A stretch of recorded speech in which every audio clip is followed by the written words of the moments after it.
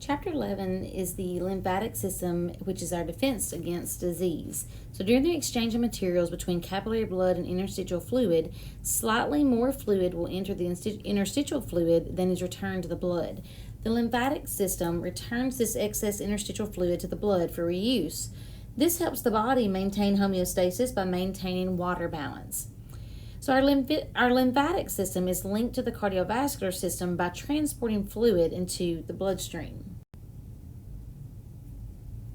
So the lymphatic system has two major functions: lymphatic vessels and organs that return excess interstitial fluid to the blood for use, and lymphatic organs which work with white blood cells to protect against pathogens, which are disease-causing agents. So by recycling the interstitial fluid, the lymphatic system helps to maintain homeostasis by conserving water and dissolved substances, and in this way, the lymphatic system helps to maintain water balance in the body. The body's defense mechanisms are included into two groups. You have non-specific resistance and specific resistance or immunity.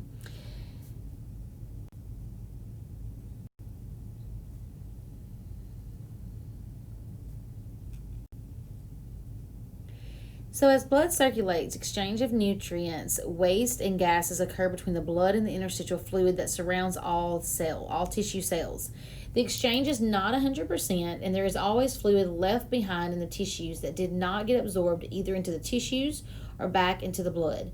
This remaining fluid must be carried back to the blood to maintain blood volume and prevent edema. It is the lymphatic vessels that do this. This process also plays an important role in homeostasis of water and dissolved substances. So lymph is excess tissue fluid carried by the lymphatic vessels. So lymph is a clear fluid that comes from blood plasma that exits blood vessels at the capillary beds. This fluid becomes the interstitial fluid that surrounds the cell. After interstitial fluid enters a lymphatic capillary, it is called lymph. The removal of excess interstitial fluid by the lymphatic system prevents edema. So properties of lymphatic vessels: it is a one-way system toward the heart, and it has rhythmic contractions of smooth muscles in vessel walls, also known as milking contractions of the skeletal muscles, and respiratory movements keeping the lymph flowing. They also contain valves to prevent backflow. So lymphatic capillaries merge to form lymphatic vessels, which are as numerous as the veins in the body. Lymphatic vessels have valves that prevent backflow of lymph, just as valves in the heart prevent the backflow of blood. The movement of lymph is dependent upon outside forces because there is no pumping mechanism within the lymphatic system. These forces are contractions of skeletal muscles, respiratory movements, and gravity, the same forces that did aid the return of blood to the heart. Lymphatic vessels, we have lymph capillaries. These weave between the tissue cells and blood capillaries. Fluid is absorbed into the lymph capillaries, which are extremely permeable. So lymph capillaries are part of the lymphatic system. These are tiny, thin-walled vessels located in the spaces between cells, which serve to drain and process extracellular fluid. Each capillary carries lymph into a lymphatic vessel, which in turn connects to a lymph node. These capillaries have closed ends, and this unique structure permits interstitial fluid to flow into but not out of. So the lymph capillaries are the smallest and first to receive the lymph fluid. So cells of the capillaries overlap one another, forming mini valves that function like a swinging door. Higher pressure in the tissue pushes the valves open, and when the fluid is collected, higher pressure on the inside closes the mini valves. Proteins, cell debris, bacteria, and viruses are normally prevented from entering blood capillaries, but they enter lymphatic capillaries easily. Lymphatic vessels are larger vessels that collect the lymph from lymph capillaries, and these carry lymph to and from the lymph nodes for filtering. Lymphatic vessels have a structure similar to veins, including valves that prevent a backflow of lymph, and these structures transport fluid away from tissues, similar to blood vessels, but they don't carry blood. The fluid carried by these vessels is called lymph. These vessels collect and filter the lymph fluid before directing it toward blood vessels near the heart. It is here that lymph re-enters blood circulation. So the collecting vessels return fluid to veins near the heart, the subclavian vein, and then through two ducts. The right lymphatic duct, which drains the lymph from the right arm and right side of the head and thorax, and the thoracic duct, which receives blood from the rest of the body. And this photo here is just a picture depicting the lymphatic vessels. So you need to understand that returning lymph to the blood helps to maintain normal blood volume and pressure. Although lymphatic vessels are similar in structure, blood vessels, they are very different. Lymph vessels are larger than blood vessels.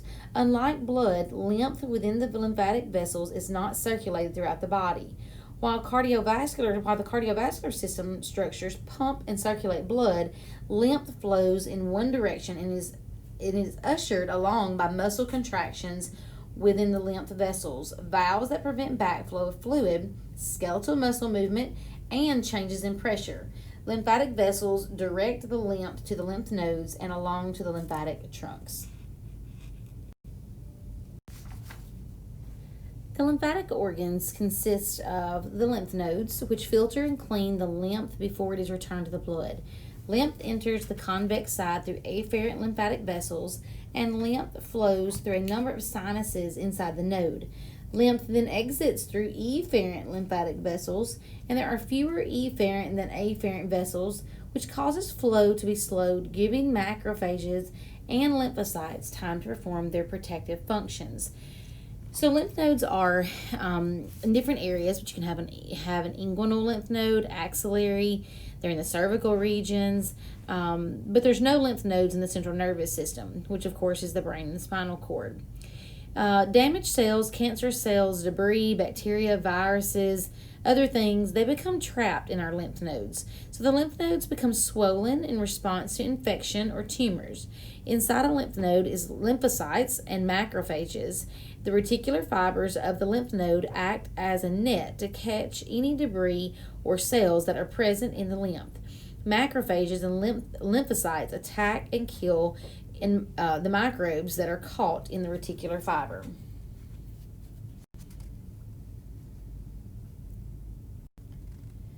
The second lymphatic organ is the tonsils. This is a small mass of lymphoid tissue around the pharynx that traps and removes the bacteria that enters the throat.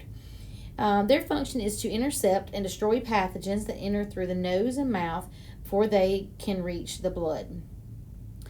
Your tonsils are larger in children and play an important role in their defense against disease. And if the palatine and pharyngeal tonsils become so overloaded and swollen with bacteria, that is when they have to be removed. So you have the palatine tonsils located on each side of the oral cavity at the pharynx region, the pharyngeal tonsils known as the adenoids located on the back of the wall of the nasal cavity, and the lingual tonsils located at the back of the tongue. And then of course tonsillitis is just inflammation of the tonsils caused by bacteria. The third lymphatic organ is the spleen, and this is a soft, blood-rich organ that contains numerous lymphocytes, filters the blood of bacteria, viruses, and other debris. This is the site for lymphocyte production in adults and in children. It functions in hematopoiesis, stores platelets, stores blood in case of a hemorrhage. The spleen empties contained blood into circulation to help raise the blood volume. And it is the major site for red blood cell destruction and removal. So this is the largest lymphatic organ. It is located behind the stomach near the diaphragm. It has many important functions, but is the spleen necessary for life?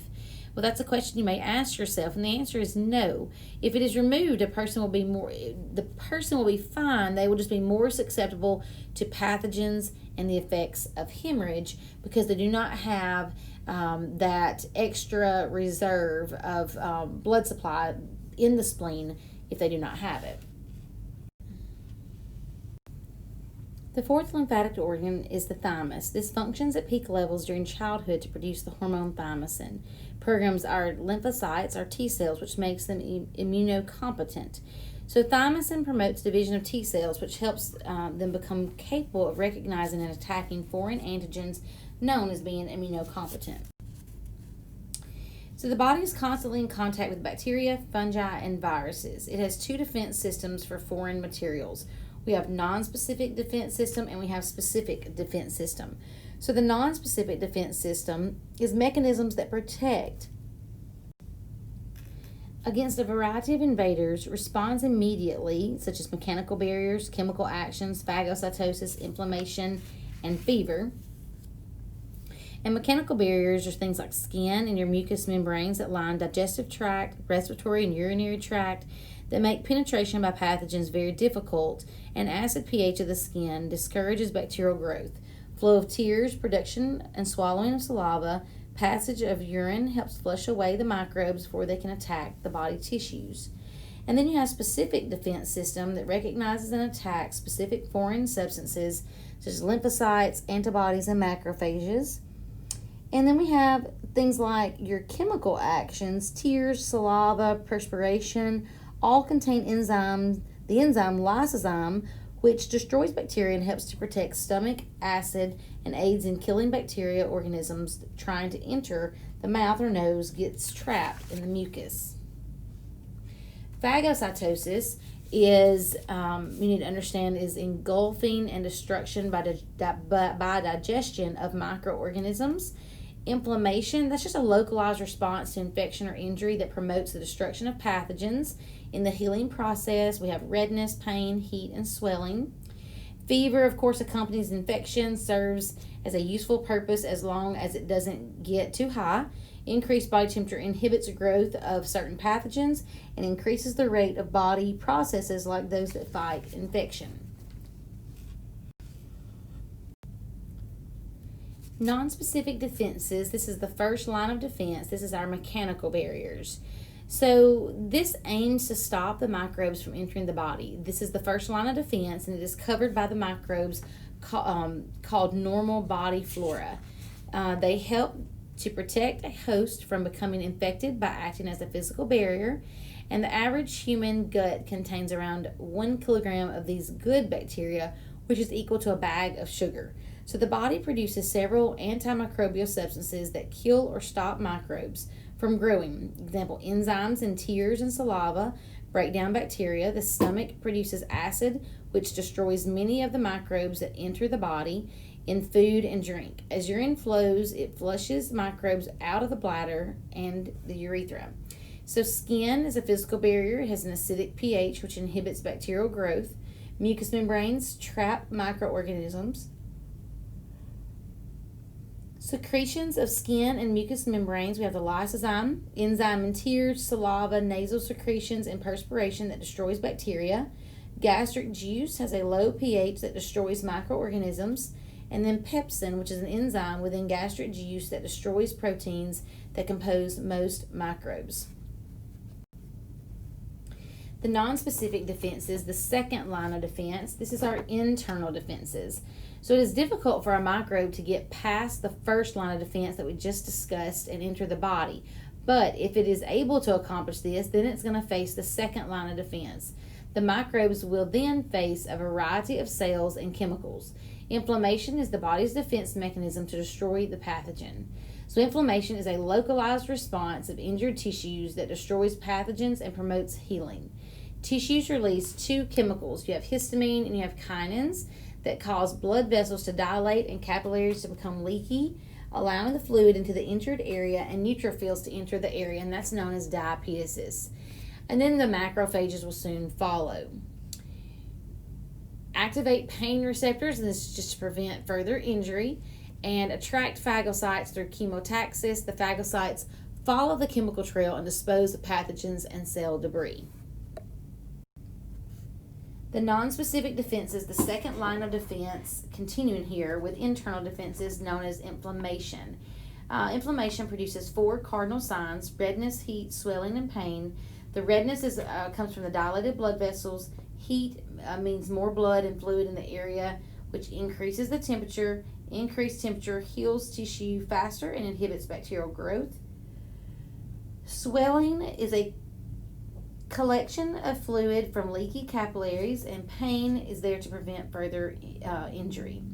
And then we have pus, which is an accumulation of dead cells, immune cells, and chemical mediators that form a thick whitish fluid. Non-specific defense, the second line of defense, internal defense is continued. We have defensive cells. Here we have the phagocytes. This is the neutrophils and macrophages on patrol in almost every body tissue and engulfs foreign particles and digests them. You have the natural killer cells. These are large specialized lymphocytes that attack virus-infected cells and cancer cells.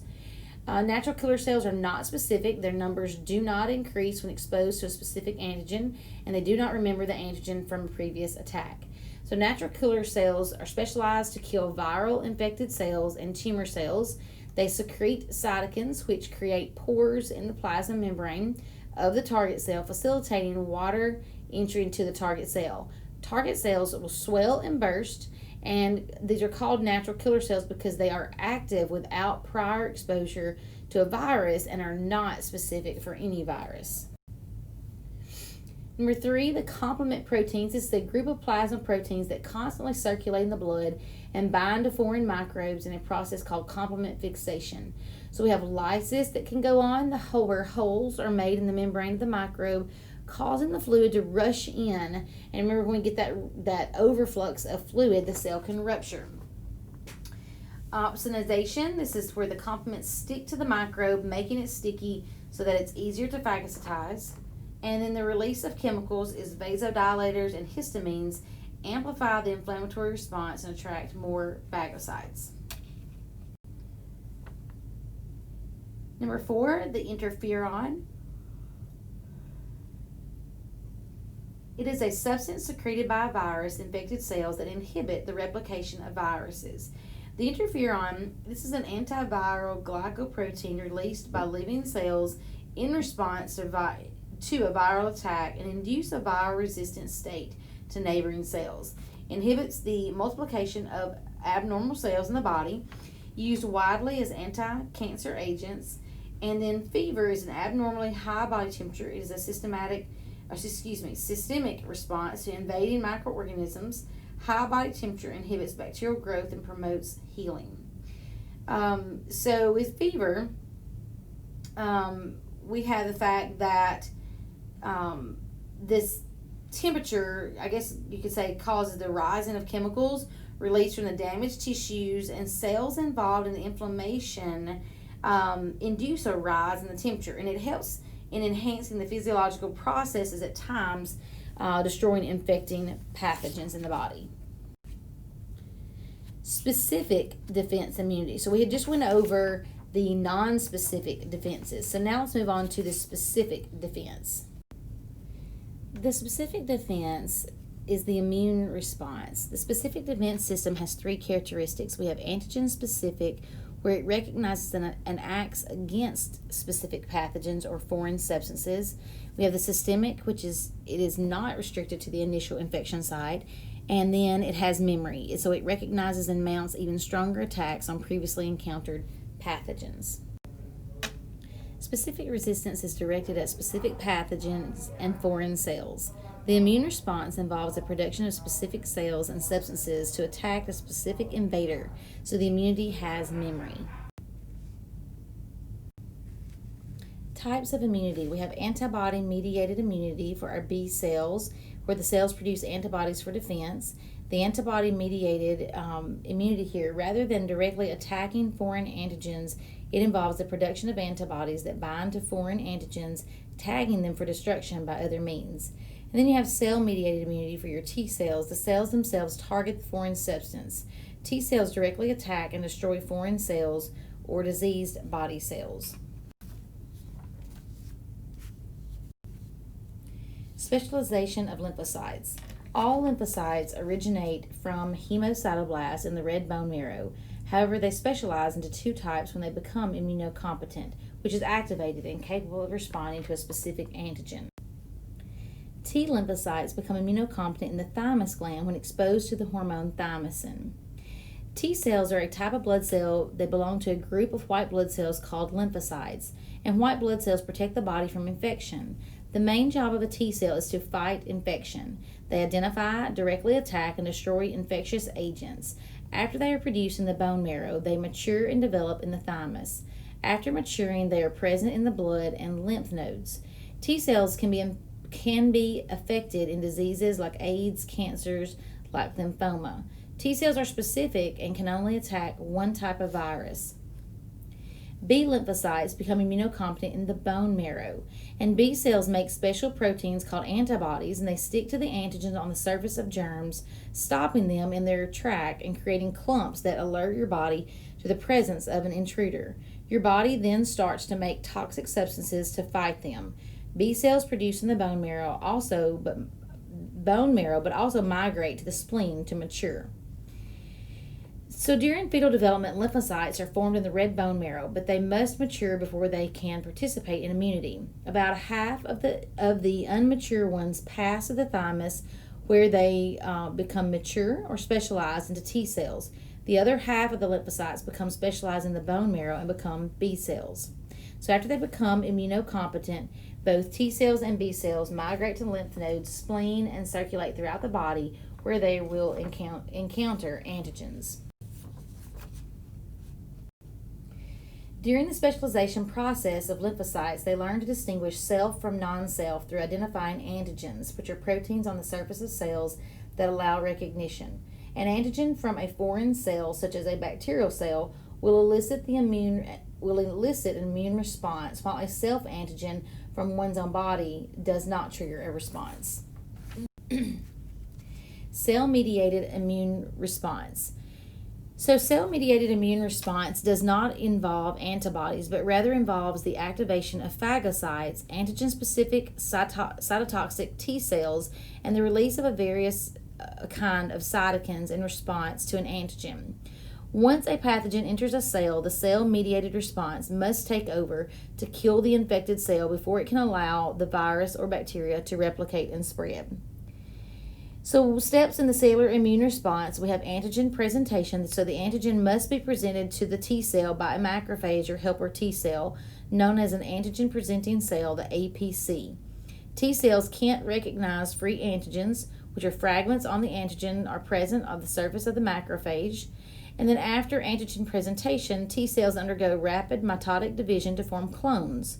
So then when stimulated, T cells secrete cytokines, which are chemicals that attract neutrophils and macrophages for phagocytosis and stimulate the cloning of T cells and B cells. T lymphocytes directly attack and destroy foreign cells such as cancer cells. A cell-mediated response begins with an antigen-presenting cell. And when a T cell binds to the antigen in the APC, the antigen-presenting cell, it becomes activated. The activated T cell undergoes repeated mitotic divisions to form a clone.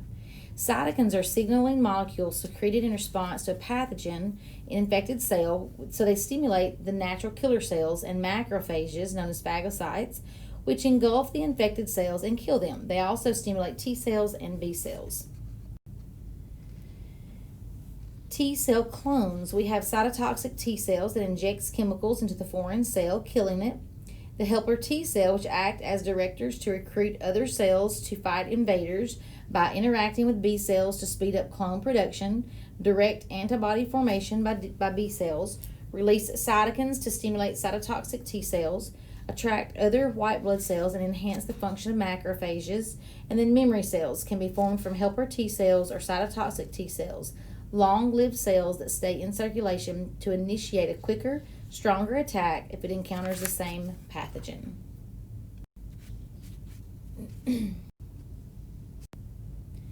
Steps in the antibody-mediated immune response. The first step in a B cell's defense against a microorganism is to recognize the antigen. The activated B cell produces clones, and most B cell clones become plasma cells, which are cells that produce antibodies to destroy antigens. Other B cells become long-lived memory cells, cells that are capable of recognizing and responding to the same antigen at a later time. Antibody-mediated immunity is the aspect of immunity that is mediated by macromolecules found in extracellular fluids such as secreted antibodies, complement proteins, and certain antimicrobial peptides. It involves both B cells and helper T cells rather than directly attacking foreign antigens, and it involves the production of antibodies that bind to foreign antigens, tagging them for destruction. The first encounter with an antigen that stimulates T and B cells to produce clones is called the primary immune response, and the antibody numbers peak around 10 to 20 days, then they'll decline. The second encounter by memory cells that stimulates the T and B cells to produce clones is called the secondary immune response, and the antibody numbers peak within 2 to 3 days and can last for weeks to months.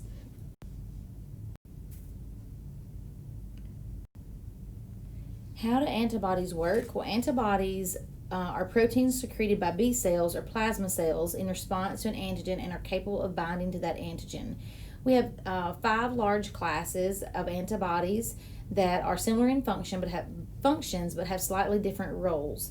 You have the IgM, the IgA, the IgD, IgG, and IgE, and they all have their description here. I'm going to let you read that of what they are responsible for as far as their role goes.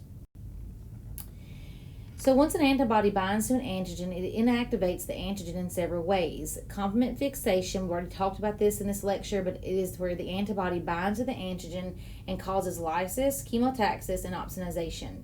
Then you have neutralization, where the antibody binds to the bacteria or virus and prevents the release of toxins or blocks the harmful effects of the toxins. And then agglutination, where the antibody will bind to the cell and cause clumping so that they are easily phagocytized. 2 types of immunity. We have active immunity, where the immune response is triggered by one's own body. Naturally acquired active immunity results after a person contracts a disease or illness and recovers, leaving behind antibodies and memory cells. Artificially acquired active immunity results after receiving a vaccine. Vaccine triggers the primary immune response, leaving behind antibodies and memory cells for the second attack. Passive immunity is where the immune cells are acquired somewhere other than one's own body. We have naturally acquired passive immunity. This occurs in infants that receive antibodies from the mother through the placenta in utero and in the mother's milk after birth. Artificially acquired passive immunity, injections of the antibodies are received from another person or animal. And then we get into infectious disorders such as AIDS, elephantiasis, tonsillitis, and non-infectious disorders such as your allergy and hypersensitivity reactions, autoimmune diseases such as multiple sclerosis, myasthenia gravis, type 1 diabetes, systemic lupus, and rheumatoid arthritis, and then lymphoma. So that is your chapter on the lymphatic system.